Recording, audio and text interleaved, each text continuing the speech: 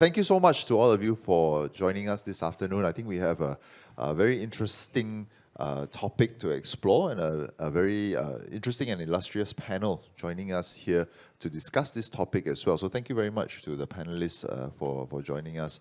You heard a little bit about where everybody was from. I don't think the organizations necessarily need a very long introduction, but Kwang, of course, CEO of Singapore Cancer Society.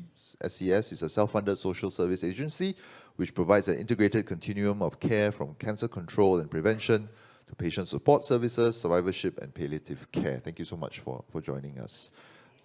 Wendy, co-founder at Forest and Whale, is a multidisciplinary team that's dedicated to reimagining social care, crafting meaningful experiences and designing environmentally conscious products. She was sharing with me just now a little bit of what she does, and it's very, very interesting work, and I think definitely grateful to have you here to share and contribute to this discussion.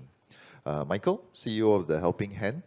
We won't say how much notice you were given to be on this panel, but The Helping Hand is a Singapore halfway house and charity that's dedicated to helping men find healing and freedom from the cycle of addiction and reoffending. The organization supports residents through a holistic approach that strengthens faith, restores families, and rebuilds purpose as well.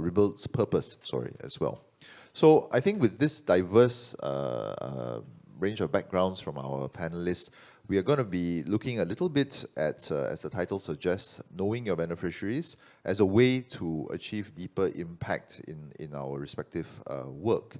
I think we appreciate that if effective programs has to start with a deep understanding of your beneficiaries, and we're going to look at some tools to identify the real needs through analysis, engagement, maybe even data collection technology as well, and then try to figure out how this can enable work to be a little bit more effective in our different organizations. So we wanted to start a little bit about this whole idea of knowing your beneficiaries and the critical need to develop a deep and meaningful understanding that's actually practical, tangible in terms of its effects, so that charitable organizations, NGOs are able to carry out roles more effectively. I don't mean to be sexist, but I usually like to start with the ladies first, at least for the first round. So maybe, Wendy, I could invite you to share a little bit about what this idea of knowing your beneficiaries actually means for Forest and Whale. And I think we have some slides that you can refer to as well. Hi, thank you so much, Nicholas. So I'm a designer or design anthropologist, and I also am an educator. And I run Forest and Whale with my partner, where we look at design for social impact. I think we have quite a few different projects right now. We're working with seniors, specifically elders that are at coffee shops and hawker centers that doesn't step into the active aging centers.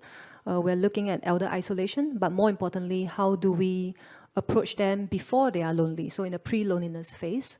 We're also working with AWA Home on piloting a new type of ward that is on the floor-based ward that is for communities of disability. So I think we have a range of work.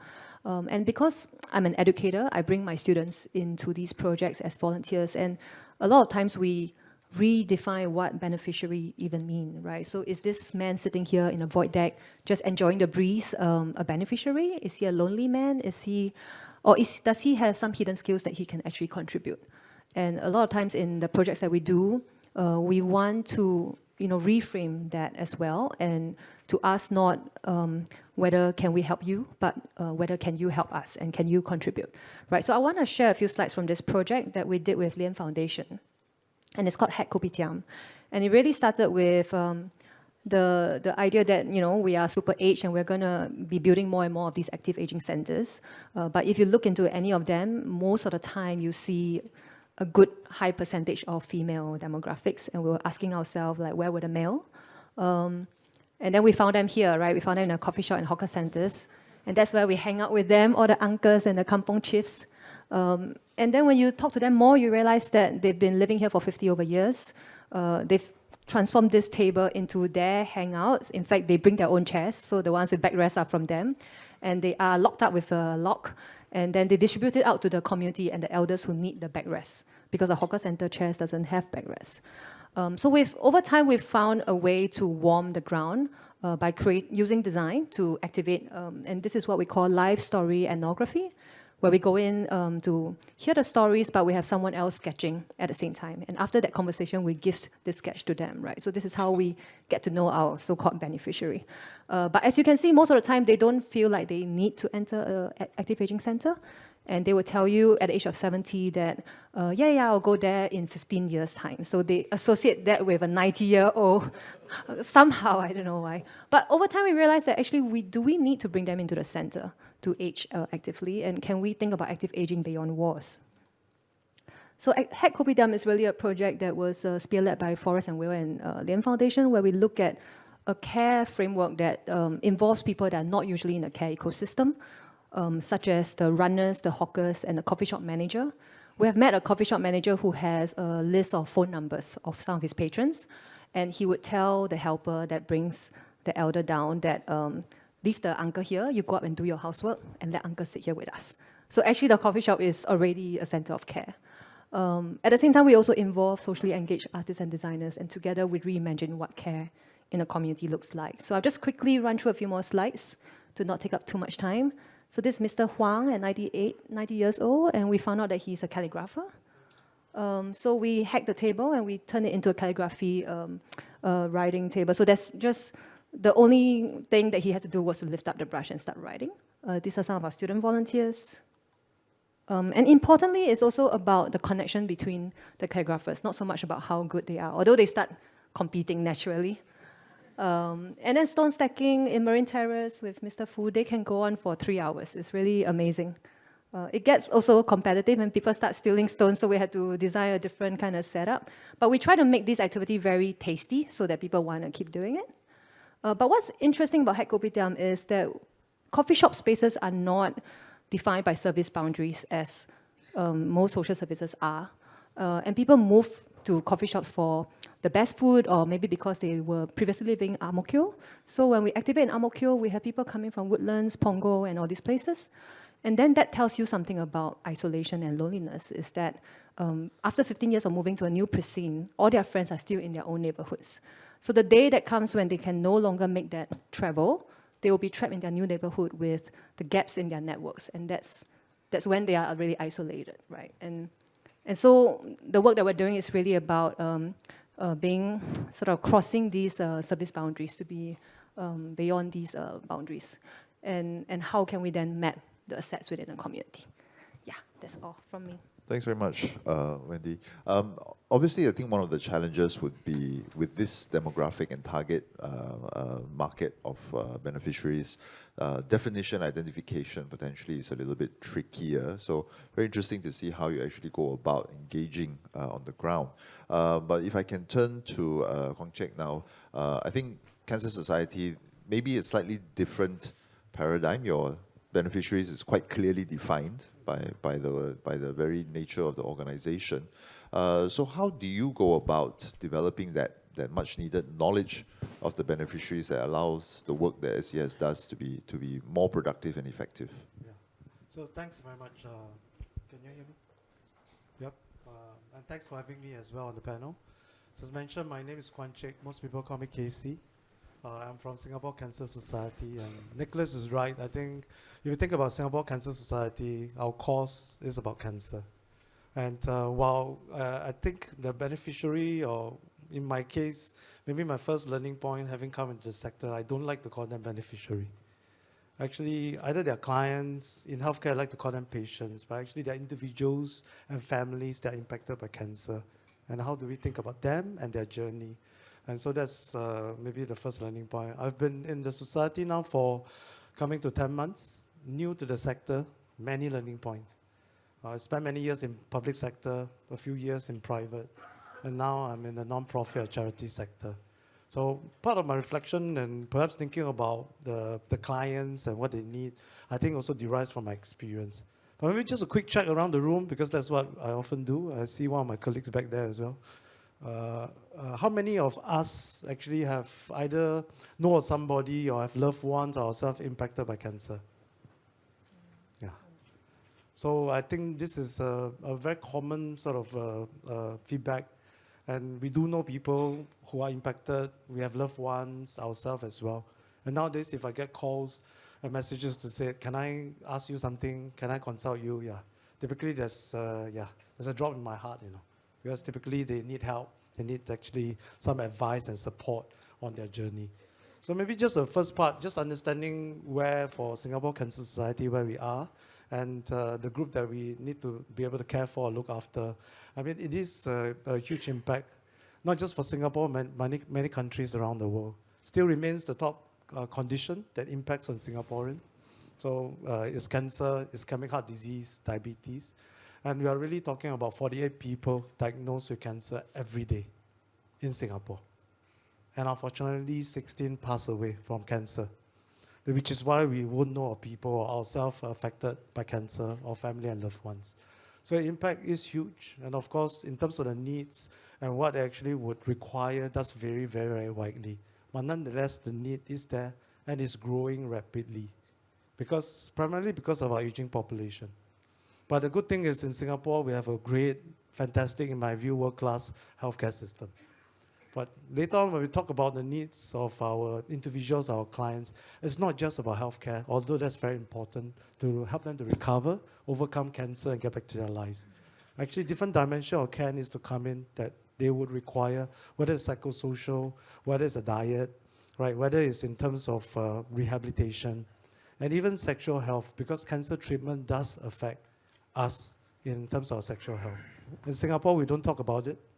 But I have to highlight it because it's a quality of life that we will actually need to think about in terms of supporting our clients or the individual. So the good thing for me when I joined Singapore Cancer Society is that the cause is clear. And I myself joined because the cause resonates very strongly with me. I've loved ones who have been affected by cancer. And so after 61 years, of course, the view that we have in terms of what we do and the foundations we have built are there.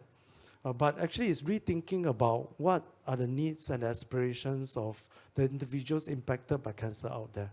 So that's, I think, my second question. If you don't think about them as a beneficiary, but someone who wants to overcome cancer and wants to get back to their life, to their family, their loved ones, to their work, what would they need? And so the view that we have taken so far, and maybe come to this slide first, is then about the journey that we will go through. And this applies to 1 in 4 of us, right? Because earlier I had a stat that shows that 1 in 4 Singaporeans face lifetime risk of getting cancer. And propensity is growing also with age. But this chart shows you actually hours of journey in terms of knowing about the journey that someone, whether it's a public out there, whether it's someone impacted by cancer, diagnosed, post-diagnosis, maybe they are in remission at the end of life, what would they go through? And it starts from the time that we are well. And where we think about, of course, how to keep healthy and well. But, at some point we think about whether we need to also go through screening to detect cancer. And screening is very important. And that's the other part of the journey, right? How do we convince people also to go for screening, cancer screening?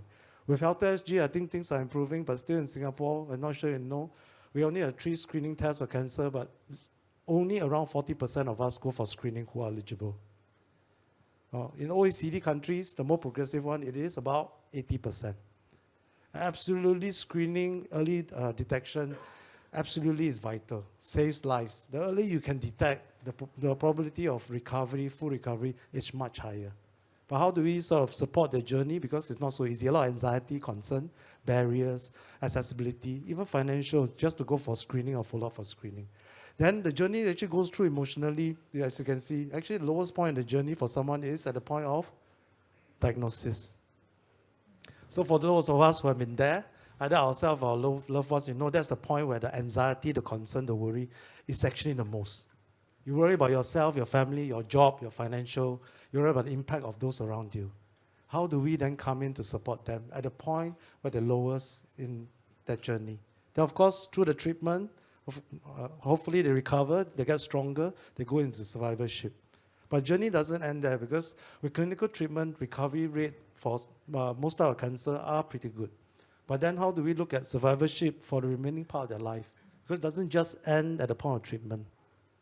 And then the recurring worry when we ask those who have been on the journey, even after they survive the cancer, is recurrence.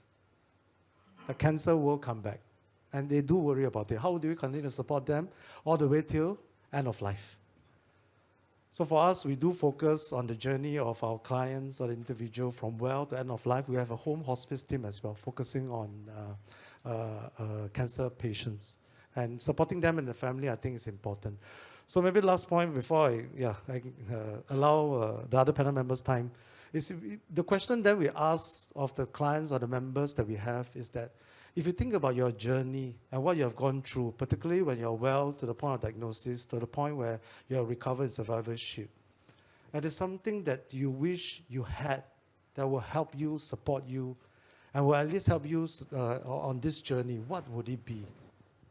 The three things that came out, I mean for us, that they actually have highlighted. One, at the point where I actually think about screening, early detection, how can I get information? How can I be supported? Because even then, there are questions in my mind. Well, you might say, I can go to the HealthySG GP and polyclinic to get my screening test. I mean, I worry about what happens after that. I worry about whether I need to take time off work. What happens if there's an abnormal result? And an abnormal result doesn't mean that you have cancer. It just means you need further investigation. Second point, at the point of diagnosis, and that's what they have told us, because we have quite a lot of support, focus group and support group conversation. Can we have someone that actually is able to journey with us? Ideally, they have gone on the journey. To have someone who have gone through the cancer journey, survived, and coming back to partner or the buddy with those who are going through the journey is absolutely critical. And that's what actually they have mentioned. The third part is, in this whole journey, actually, and the feedback back to us is, the information and what you have available is very hard to navigate. And we might think that we have portals, we have actually websites, we have information brochure. But when it hits you, and you need to find out specifically what you actually require at the point, it's actually really not easy to navigate. I can tell you for a fact, because when my wife is diagnosed, I've been in healthcare for 10 years, I struggle with it.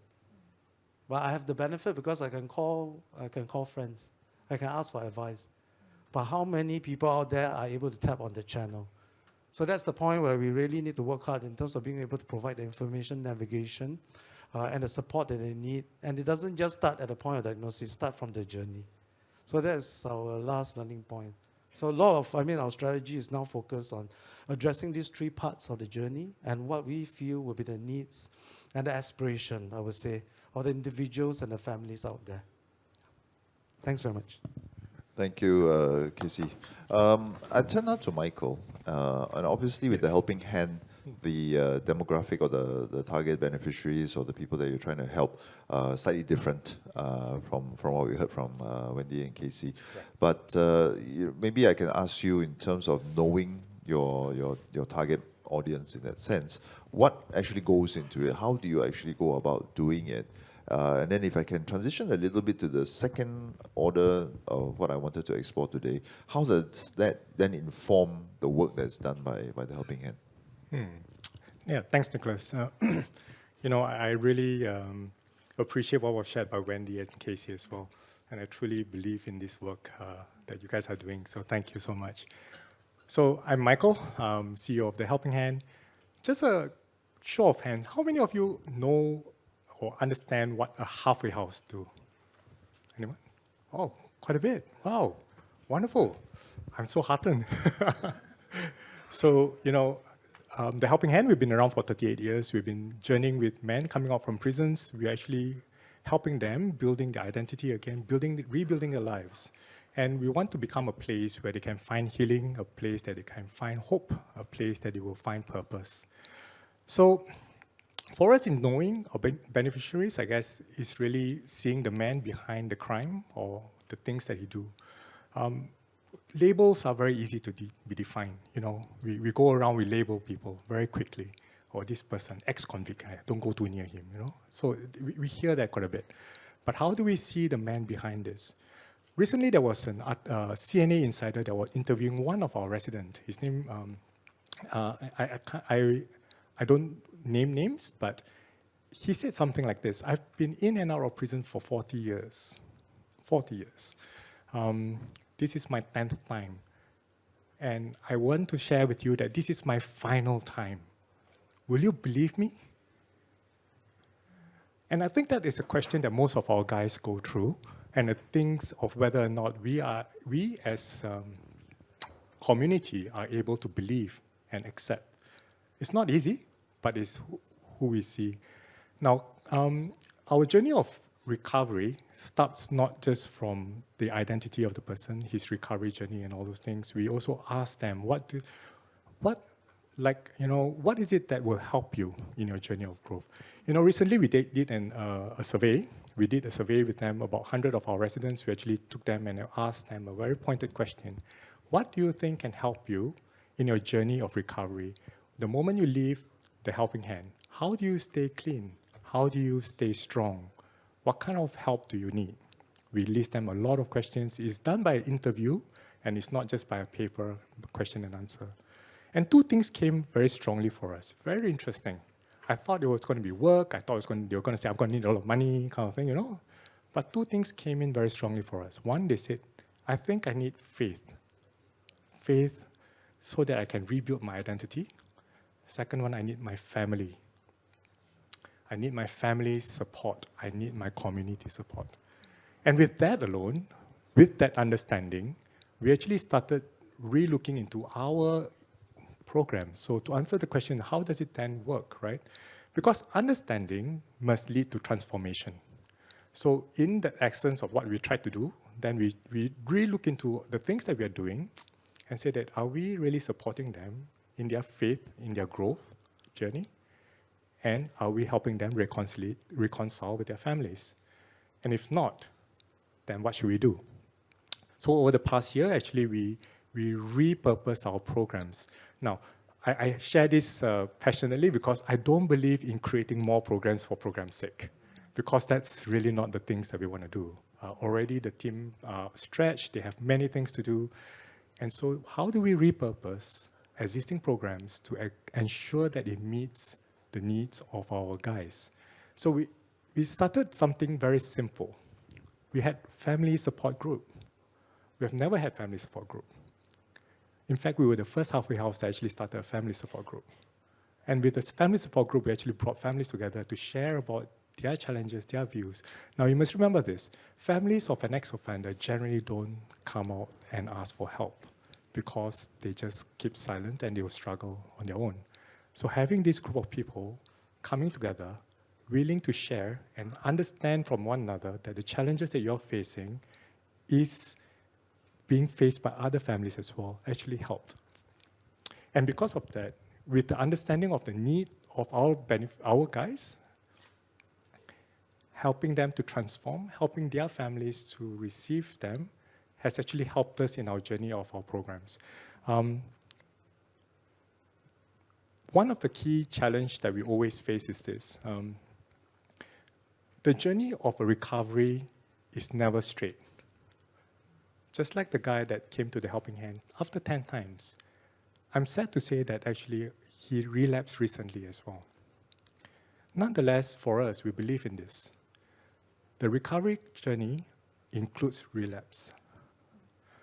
It may not be today that he'll be free forever, but we truly believe that one day as we progress together with him, with the families, and the things that we do set in place, the understanding of who they are, their needs, putting in the right support structure will help them in their journey of recovery, and in hope that they can break free from all the addictions, all the things that they're struggling with, and do so. Yeah. Thank you. Awesome. Thank you so much, Michael. Maybe I can shift now and invite Wendy to share as well. The hack kopitiam idea was really interesting, but potentially also quite challenging because you're going to find people and then identify and figure out whether they actually fall into the classification of needing help now. Before we started, you were sharing a bit about identifying people who were in the pre-loneliness phase, so getting them before they even lapse into a lonely lifestyle and then require support and help then. So how does knowing your beneficiaries then allow you to, maybe in some of the other programs at Forest and Whale, to have that kind of pre-identification phase so that you can start shaping the impact earlier on and more upstream? Yeah, so we see ourselves as like the sensors for the other stakeholders in the community. So there's obviously in every neighborhood that we activate, we look at who is there, and including the coffee shops, including the mama stores, and Also, the informal community nodes where people gather, like these are the places we're activating. And one thing that we have learned is that KPIs drive behaviors. So it was very difficult for us to get a very center-focused staff to actually step out of the center to see that there's a larger community there that are just waiting to be asked and invited to contribute. So we are not really looking out for them to see how we can help them when they are very frail. We are trying to see them as they are, as individuals, and that they have stories before they retire. They have skill sets. So we found plumbers, we found physics teachers, we found all kinds of different types of skills. A precision engineer that started doing precision gardening on his corridor, right? So these are all people who can actually be the one to be entering the center to provide other programs for other seniors. And they would rather enter as a collaborator, as a teacher, as someone who contributes, than as somebody who is benefiting from the center. And it's precisely not wanting to be defined as a so-called beneficiary that's stopping them from even entering the AAC, let's say, in this case. So I think with our stakeholders, they understand that what is the role that we're playing. We are really out there helping them to sense like who are these communities, and they also help us to then look out for the other ones that may need more help. But if you look at seniors on the frailty index from 1 to 7, right, and I guess 4 towards 7 is when people are much more bedridden and at home. I think it is a lot of times you have people in the social care sector who may say that they really want to target the ones that are trapped at home and reaching out. But we're looking at, if you do that, then you're looking at like maybe a 10-20% versus a large percentage of the population that may still be fit and are out there in a coffee shop, and they may not need they need so much help and support. But this is really the bulk of the group that if you were to target and if you were to work closely with them, you help them stay fit in the less frail conditions so that they actually it doesn't snowball into the next frailty sort of index. So we actually think that the work that we're doing is really, as you said, upstream, like trying to reach out to them before they become more frail. It's like what you said about also learning about preventing cancer before you actually get it. We actually think this is a really important sensing kind of work that the impact's not immediately felt, but it does ripple down. Okay, great. I'm seeing questions coming in from the audience, so that's great. For anyone who's not sure, you can scan the QR code and send a question to Pigeonhole. I'll get it here. But we will do an open call later to see if anybody would like to ask a question individually as well. But before we come to that, I've got a couple more sections. Michael, I want to invite you to sort of tackle that question too, which is this idea of leveraging on this understanding. And based on the slides that you shared earlier, I think SES has a very clear picture of the cancer journey of clients that might be suffering from cancer or who are caregivers or who are family members as well. But how do you then use this information to shape support programs, initiatives, efforts? Is there any examples that you can share with us that become more targeted, more honed, more precise? And if we look to the future, and this question I'll come back to both Wendy and Michael as well, is this idea of what do you think future challenges would pose in terms of deepening this knowledge and awareness of your clients? Is it technology? Is it using AI? Is it processing data a bit better as well? Can I invite you to sort of tackle those two parts of the question? Thanks very much, Nicholas. Maybe on the first question, at least in terms of how we at Singapore Cancer Society approaches, I think understanding or knowing the individuals and the clients. I think firstly, it starts off at least with the philosophy or the approach that we need to be able to ask and understand what matters to the person, right? So very often we say the question is what matters to you, what will be important for you at the part of the journey, and how can we in SCS come in to support you. And so with that, at least through the conversations, the engagement and consultation, you'll be able to at least get, in my view, a clear understanding about where the needs are, where the gaps that has not been met in terms of what's been put in place, and then what the aspirations are in terms of what they would like in their life. Because again, at the end, to me, it's about what matters to the person. How can we help to improve their quality of life and the way they want their life to be? So maybe that's the first part. Second part is even if you understand, what matters to them, then how do you translate it actually to strategy and the services and program that matters? And I agree fully, Michael. I find a lot of times we tend to do more and more programs and services, but that in itself is not the goal. Actually, we really want program and services that meets the needs, that also have the impact. So how do we best create that? So for us, again, taking all the, in a way, the data points and the engagement that we have done, particularly for this year, we're redesigned in terms of what we need to focus on. And I have a slide just to show you, if I can, which actually shows the 3 parts that actually what we really need to focus on is provide the hope, which is about the information, navigation, and the support as someone goes through that journey, and that if they think about cancer, they can come to us for the information support that they require. Second part is they can get the care that they require, particularly at the point of diagnosis, and then post-diagnosis to survivorship. And in navigating the healthcare system, which itself is quite complicated, how can we actually support in the other parts, whether it's psychosocial, rehabilitation, like I said, financial aid, we provide a lot of that, as right out to the home palliative care. The last part is about the fact that actually a lot of times it's about rallying the community to support them as well. So their families and engaging them, but also, for the communities at large to say that actually this is a group that we can support, we can help. Through SAS, this is what we're able to provide for them. So this is, I mean, a little bit about how we sort of design then our services, our engagement touch point, but actually how we're going to drive our focus areas ahead. It's not easy. When we say we want someone to come to us as a go-to for cancer, it's very difficult to do. That's where technology needs to come in. That's why, in my view, staff capability needs to come in. But very fundamental sort of change in mindset in terms of what actually we need to provide. The other example in terms of what we do, in my view, that's not enough. A lot of times, actually, we want to empower them. But what does empowerment mean? In my previous job, we often talk about empowerment, right? You don't want them to just seek help and feel that they are beneficiary. How can they be an empowered individual that can help themselves, but in turn help others? So I thought the mindset, again, is very, very important. So for us, again, it's not just about thinking about what we need to do. Can we empower them, particularly?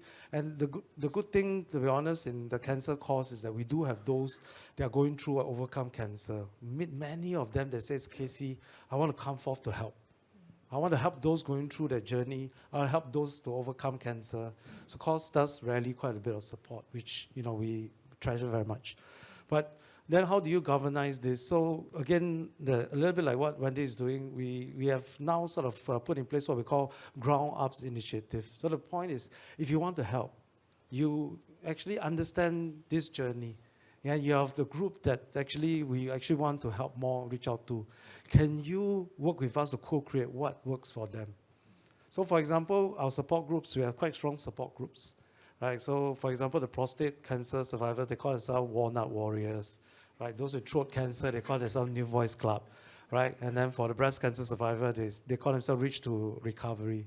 So, but we find that a lot of them tend to be of the older age group, maybe because the incident does grow. So one of the things we are sort of looking at is how do we attract the younger ones who are also impacted by cancer to also come forth and have activities, programs that appeals to them. Right? And so we got a group of these young onset cancer survivors to also help us co-create programs that not necessarily just based on activities. So we have one which is visual sort of recording, art recording, that attracted quite a lot of people. So learning new skills, I think, is also an avenue where we can actually reach out to those who will come forth if the value proposition or the activities are there. So that's, I think, a good example in terms of, if you think about the needs of the different groups, how can we also involve them in the co-creation? Tapping on the passion, the commitment, and the energy. Help us sort of co-create this. Actually, we didn't have to do a lot. The Grounds Initiative, they self-organized, they got in the trainer, they said we'll run this. We supported, of course, with some level of funding and then help them to sort of broadcast it. But it has worked well. I think that is a good way to go. And so, this is, I think, a journey that we will continue as well. Yeah. The second question, maybe, do you want me to answer now, later, Sure. Nicholas? Future trends, potentially what you meant. Actually, in my view, when we talk about future trend, the core doesn't change. So I don't know, I would love to hear from you. The core of what we do doesn't change. In terms of the core of our people, right, that we have in our organization, How do we build a value proposition? How do we take care of them, give them the capability so they can help others?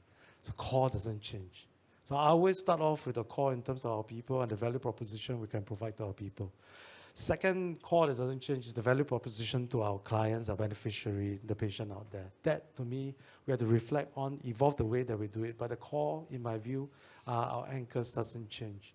What would have to change are the key enablers that we need to be able to deliver the care, to be able to help those out there, right? And that's the core, the purpose that we do. Enablers in terms of then being able to develop capabilities and be able to, I do feel, my own reflection, again, having been the sector, I have not been sector for long, but the ability to be able to attract, retain, develop talent, as we call it, good people to come to our sector is absolutely critical. My view is we have to pay more competitively. Can I say that upfront? If we don't do that, I've done HR for many years. You can check my track record.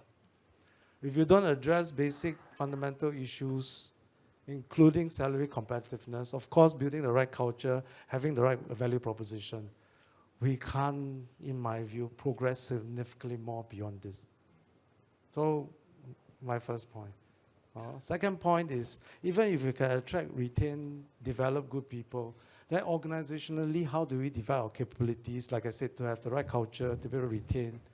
I think it's absolutely, what we call organizational development is actually absolutely critical as well. So sorry, I know we want to talk about AI and tech, but to me, it's the basics first. Last part, it is true, if I can, technology is very, very important. I'm not sure what it is. I'm struggling with it.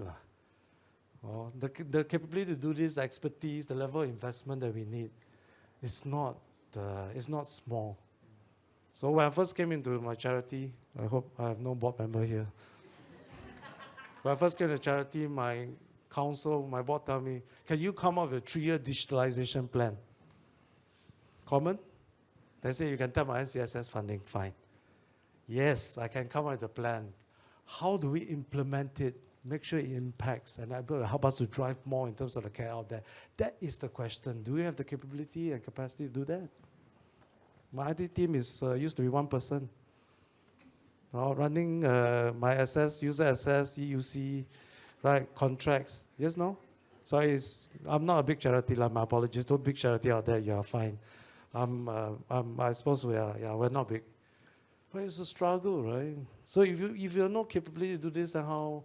But yet, leveraging on technology, being able to tap on what's available out there is absolutely critical. So how do we sort of have this approach to be able to not just bring in the technology of the system, but help us to sustain it, help us to make sure that it's right for purpose. So AI, very often we say we use AI then to engage, to help in info navigation, right, and so on and so forth. I think we can do something in terms of working with partners. My concern is about then the capability to maintain it, to make sure that hallucination doesn't happen, right, to make sure that the care delivered is actually what we really need. And so to build that capability, I think it'll still take time. And quite honestly, I don't believe in pro bono help. In my point of view again. We can always ask good volunteers that come, very, very grateful. But we as a sector must say, if we need the expertise, we need people to come and help, we must also be prepared to pay a fair cost, in my view.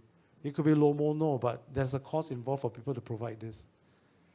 So to always expect pro bono, sorry, I'm ranting a little bit. My board will say, why don't you just get a pro bono volunteer? Can, right? But how do you sustain it after that? How do you build a capability of the team? So the enablers need to be addressed. I should stop here, sorry. Okay. No, Casey, thank you so much. That's great. No problem. But if I can turn to both Michael and Wendy now, just for these thoughts about the future forward-looking aspect of it, in terms of knowing your beneficiaries or your target demographic. Michael, you shared some of the examples. There seems to be a bit of a common thread, and it is a very human, like what Casey was saying. The core is still a very human core, going through their challenges, going through the similar experiences. Do you see this changing in the future, or do you think it's going to pretty much stay consistent? And if it does change, then what does Helping Hand similar organizations need to do to adapt to these kind of changes? Yeah, thanks. I think in the near future, there may be minor adjustments because, the younger generations that are coming out, they're more empathetic. They want to find out what happened, why did this crime happen, what was the triggers, what was his background like, did he had the same upbringing I did, was it difficult for the person? So I think that will change. And as people come to realize and understand, as I said, the person behind the crime, I think society will change more and more, and we will get a better society that's more empathetic towards, the community, especially for the ex-offender communities, and to be able to understand that, addiction is not an easy thing to recover from, and it takes effort and it takes a community. Now, there's a psychologist by the name of Johan Harris. I'm not sure if many of you heard of him. He said a quote, the opposite of addiction is not sobriety, it's connections. So it is the community, the connections that actually supports a person to get away or come away from the addiction. So I think as the community continues to learn, empathize, to be aware, I think that will change. But how do we get there? I think there are many, many ways. One of the ways is really equipping volunteers, equipping our staff, equipping the people, helping each other understand our position, their positions, their views, as well as the stages of life. Just giving an example. So, I had a session once with a dad. I asked the dad, your son is coming back, and he told me that, why are you helping him? Why are you helping him? Why should you help him? Don't believe him. He's a liar.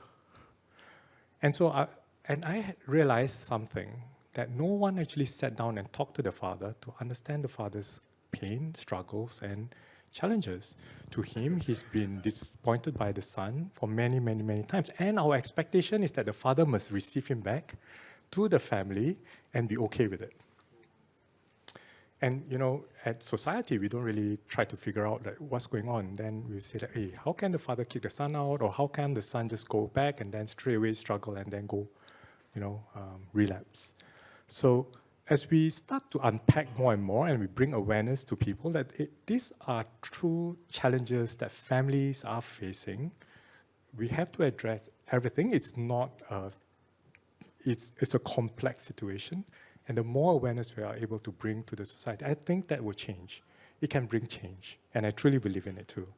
I teach a course. The course is, can I say it? Actually, it's befriending inmates. Okay, it's SSI. So if you all want,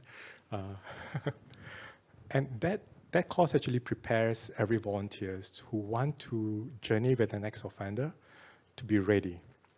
And the way we are teaching and training is not saying, hey, give your time, give your money, or whatever it is. How do you get yourself ready to journey with a person and knowing the person and get to know the person? And what are the skills and leverages you have with you that all of us have that can impact and change lives? And that is the purpose. And with that, I hope that we can change. I just want to touch a little bit on AI, if I can. I truly believe in AI. I do not know how to apply AI into the ex-offender community. If any of you have any idea, I'm happy to learn. Please let us know. I truly believe this. Our profile of our ex-offender community, unfortunately, is in the range of 60 years old and above. So they've been in and out of incarceration for good 30, 40 years. So they don't really understand technology, let alone AI. But I truly believe AI can be the thing that reduces the gap for them to understand digital transformation, because it enables them to use a digital tool easier and allows them to maybe access certain things. But I have no idea how to do it. I'm opening up to any one of you. If you have anything, please let me know. Happy to learn. Thank you. Thank you. Thanks, Michael. Wendy, your thoughts maybe on the future, and especially from a Forest and Whale perspective. Yes, and also, I guess, as a designer and as an educator. So I'll talk about future and AI separately, have an idea for you. So future, I really think that as an educator, I'm talking about the future of our young generation. And what does it mean when we bring empathy into education? I mean, if the young generation is using screen media at such a young age. I mean, iPads are given in secondary schools, and they are already using computers in primary schools. That's when you realize that nurturing the empathetic qualities in our young children is so important. And there's no better way than to have these learning journeys where I have also brought students from RGS through learning journeys where they go to halfway houses, they go to migrant shelters to understand the life of a migrant worker. And what you're really trying to achieve there is to help them see empathy not as a competency, which they tend to see it that way, that, oh, I check the boxes, I'm empathetic, but really as a quality that they can and a lens of seeing how to be, right? And I think that's really, really important in the future of education, because maybe that's will be what makes us different from the machines. The second thing is about AI. So when I'm in a hawker center, my biggest competitors are the ones who are coming to offer the Uncle Skills Future program. It's like, hey, Uncle, you want to learn AI or not? No, all these things. And then I always wonder, like, what happens after they learn it, right? Like, sounds a bit scam, like scam like that. Yeah, I don't know. Maybe they are really good, useful. But then turned out that one day we started doing ourselves. So what happened was the seniors told us that they really wanted to learn English. It's their dream. You know, one of them drop out of school before, let's say, never finished primary school and always wanted to learn English. And the reality is that their environment in the coffee shop is becoming more and more foreign to them. With more migrant workers working in a coffee shop that doesn't speak Mandarin or their native languages, in a way, they start to feel like a foreigner in their most familiar surrounding. So we thought, yeah, we'll have English lesson at the coffee shop. And then after a while, we realized that we're not just teaching them English or Pasa English, but we are teaching them how to write English prompts for ChatGPT. And then after a while, we realized that they're typing in this like Uncle, Marvel Hero, and Muscle Man. And then the week later, we'll start to receive WhatsApp images of themselves reimagined. And then it will be like, and they will type in perfect English like, can you guess who this is? Yeah. And it will be all these images from them, right? And I thought, wow, that's really impressive use of AI at that moment to reimagine themselves. And maybe that is what the whole project was about. It's about empowerment, actually. Yeah. Well, that's fascinating. Thank you for sharing that as well. We are. I think this conversation can go on for much longer, and we are fast running out of time. So I'm actually going to turn to Pigeonhole. We have 16 questions. I suspect we might not be able to get through all of them, but thank you to those who have voted for the questions as well. So I'm going to take the top. Sorry, meritocratic society. So I'm going to take the top voted questions. There are 3 that sort of touch on the same topic, which is notion of impact. So I'm going to ask these 3 questions, and happy for any of the panelists to take 1 or 2 or all 3 if you like. But I start out. So one question is about the scale of the impact. How do you balance between reaching more beneficiaries versus creating deeper impact for fewer? There's another question in terms of how do you best define KPIs and measure what success looks like. Sorry, they are jumping around a little bit. How do you best define KPIs and measure what success looks like, thus making it clear if you are making the impact that you desire to? And how do you actually define impact within your organization? What does meaningful change look like for your beneficiaries? So that's an impact group of questions. Anybody fancy taking on any of those?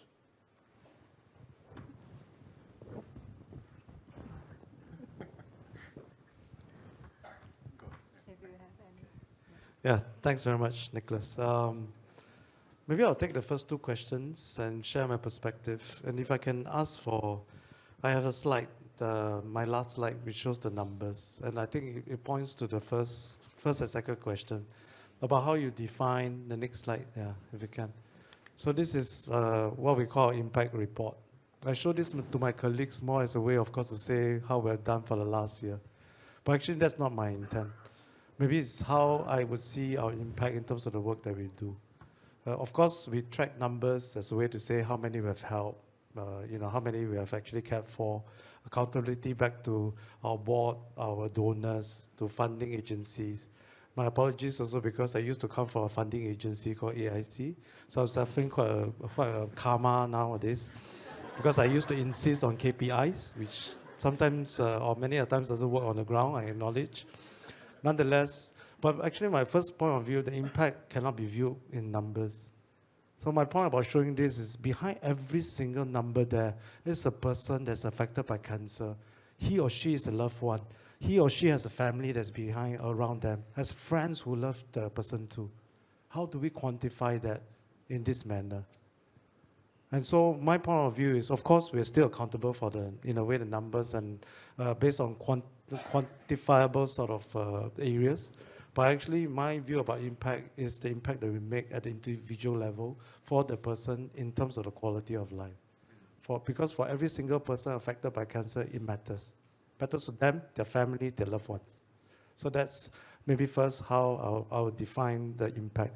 Having said that, I think we also need to help more. So that's to the first question, right? How do you actually broaden your impact to your clients while trying to deepen, broaden the reach to your clients and the beneficiary, in your case, or individuals, as well as deepen the impact? In my view, we have to do both. So my colleagues always say, you want the cake and eat it. So the point is there are more people that we need to help. But the way to approach this is we need to stratify and be able to first be able to reach out and engage for more.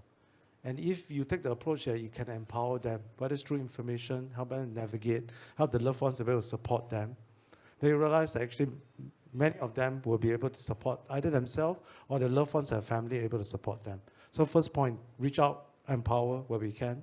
And this, we have to leverage both on what we can provide, but also technology.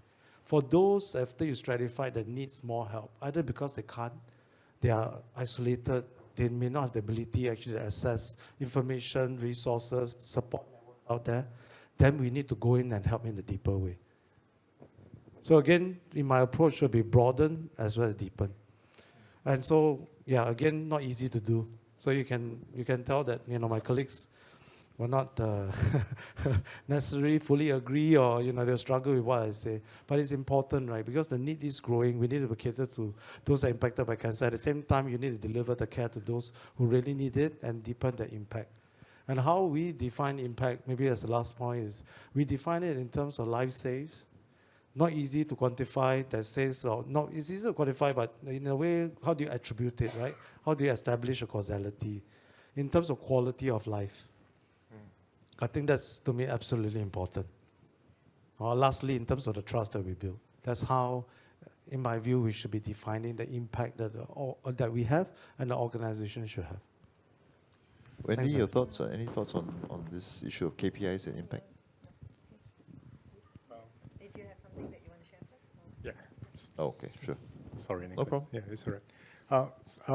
I just want to add on what Casey is sharing. I think to add on for us at the Helping Hand, we measure impact at every stages of every of our beneficiaries at their stage. So there are people who are actually not ready for change. And unfortunately, they have to come through our system. They're asked, because they are part of the systems, the program, but they're not ready. And we know this. So it's not realistic for us to say that this person is going to have a 180-degree transformation, his life's going to be turned around, he's going to be ready, and he's going to be back to the society, and he's going to be contributing, right? So what do we do? So we actually have to tailor our social workers, our counselors, our staff team actually tailor slightly different approach. And we have a group of people who are ready. We know this. As you do the work, you will know who are closer to wanting to change, ready for change, needing the change.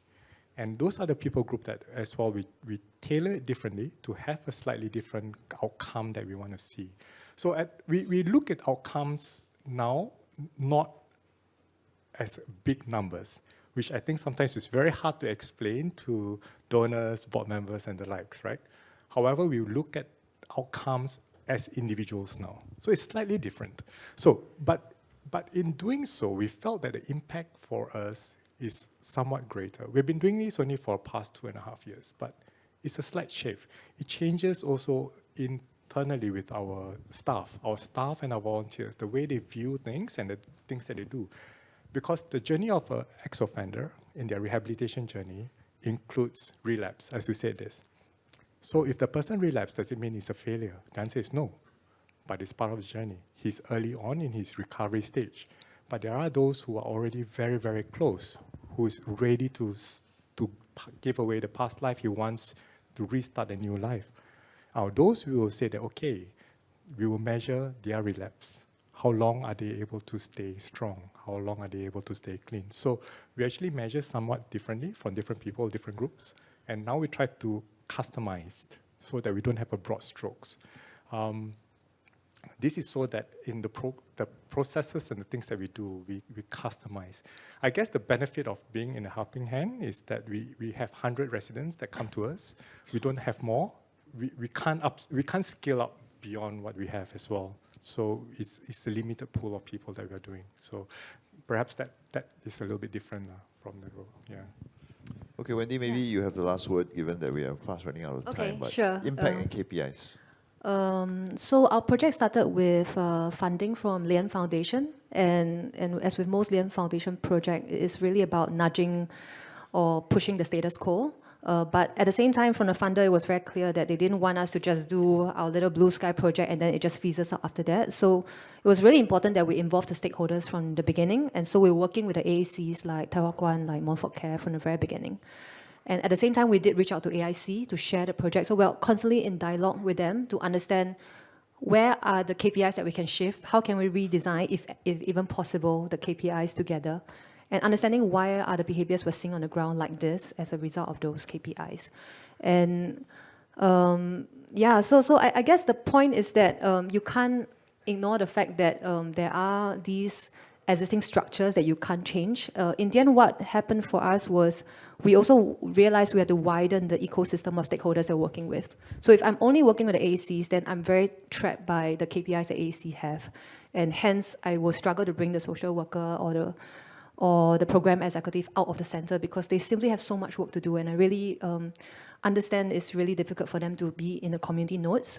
But if I have stakeholders like the MP and the RN members who see the value of activating coffee shops and not turn more void deck spaces, which are highly contested spaces, into AACs, and also stakeholders like universities who want to train more student volunteers to become more socially engaged practitioners, then I can expand the kind of KPIs and sort of goals of the project for different stakeholders, and that helps to broaden the possibilities. Yeah. Thank you. I've just been informed that we actually have a bit more time. So sorry if you guys are bracing to run away already. But I think maybe now it might be a chance for anyone who hasn't been able to submit your question via the QR code and the pigeonhole. Does anybody here have a question you'd like to ask our panelists out loud, in person here? We have a roving microphone here. Anyone? Or everybody is so tech-enabled that they've all submitted their questions already? No worries. While you guys are thinking about that, we did have another question that was upvoted quite high as well. I didn't want to end on this question, but it's talking about mistakes that charities make. But let's see whether you guys have any ideas. And the question is, what are some common mistakes charities make when they think they know what people need, I guess know their beneficiaries, but maybe they actually don't?